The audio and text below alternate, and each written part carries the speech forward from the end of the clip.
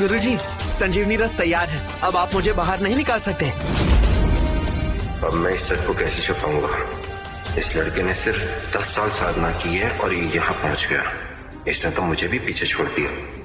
अगर ऐसे ही चलता रहा तो एक मामूली से चाकू को भी ब्रह्मास्त्र में बदल पाएगा।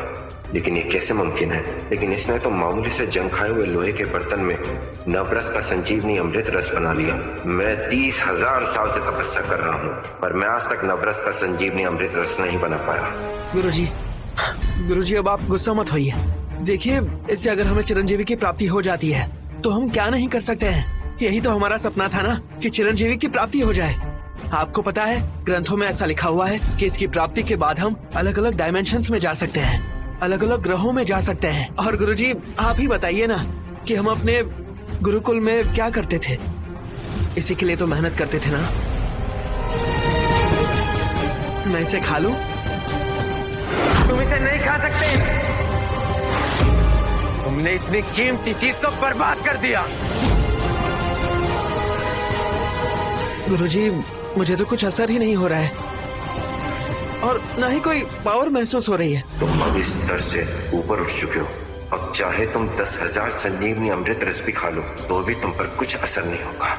तुमने सब कुछ बर्बाद कर दिया है। सच में तुम इसके लायक ही नहीं हो। ये चिरंजीवी रस तुम पे कोई असर नहीं करने वाला है अब। गुरुजी, अब मैं क्या करूं? हाँ, मैं ना संजीवनी रस दोबारा बनाता हूँ। मैंने सुना है कि जो इस युग में अमर होता है ना, ये उनके लिए भी बहुत फायदेमंद होती है। क्या तुम और संजीवनी बनाने वाले हो? तुम इन औषधियों को अपने दिमाग की तरह खाली कर दोगे? नहीं, मुझे इसे यहाँ से निकालना पड़ेगा। पूरे 10 साल हो गए, अब मुझे इसे सच बताना ही होगा। देखो अर्जुन, ये कोई सामान्य गुरुकुल नहीं है, ये उच्च संप्रदाय का गुरुकुल है। नीचे तुम्हें वायु संप्रदाय और अग्नि संप्रदाय मिलेगा, परंतु हमारा संप्रदाय इन सबसे कहीं गुना ऊंचा है। इसीलिए हम नीलगिरी के घने जंगलों के शिखर पर विराजमान हैं। यहाँ हम चिरंजीवी बनने की शिक्षा प्राप्त करते हैं। हजारों साल पुराने रहस्य रसायन और जड़ी बूटियों से हम संजीवनी बनाने का प्रयास करते आए हैं। चिरंजीवी बनने के भी अलग अलग स्तर होते हैं। सबसे पहला और सबसे नीचा स्तर है इस धरती पर अमर होना, जो सिर्फ इस युग और इस लोक तक सीमित है।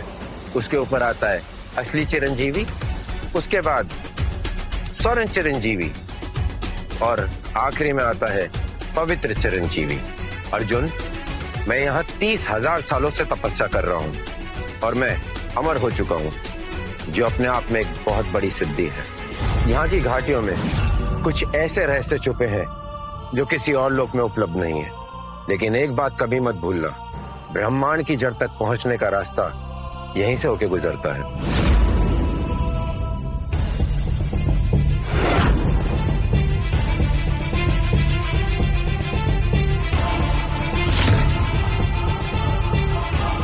अरे, यहाँ 9 कमल खिले और वहां 5 तत्व मिले।